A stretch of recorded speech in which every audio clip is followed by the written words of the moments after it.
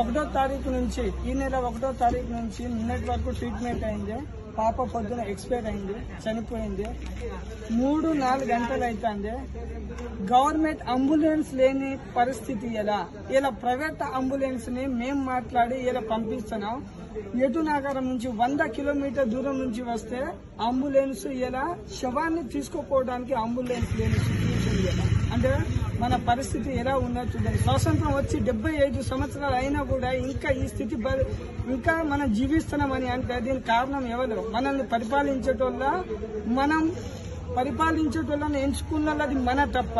ఇలా కొంతమంది ఇలా రాజకీయ నాయకులను వీళ్ళు ఫోన్ చేస్తే చెప్పిండ్రట వాళ్ళకు రాబోయే కాలంలో సమాధానం చెప్తాం.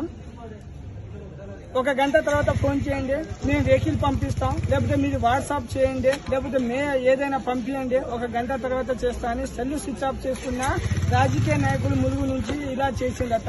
ఇది ఎంతవరకు రైట్ అండి? మీకు చేత కాకుండా నేనేం చేయలేదని చేతులు ఎత్తేయాలి. ఇలా 3 గంటల పాటు శవాన్ని పట్టుకొని ఒక తండ్రి నిలబడ్డాడు.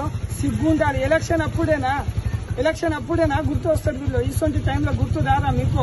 ఎలక్షన్ అప్పుడైతే ఇలా 5,000 అంబులెన్స్ అవుతాను కదా, 10,000 అయినా ఇచ్చి రెడీ ఉండేటోళ్ళు. ఎందుకంటే ఓటు కావాలి.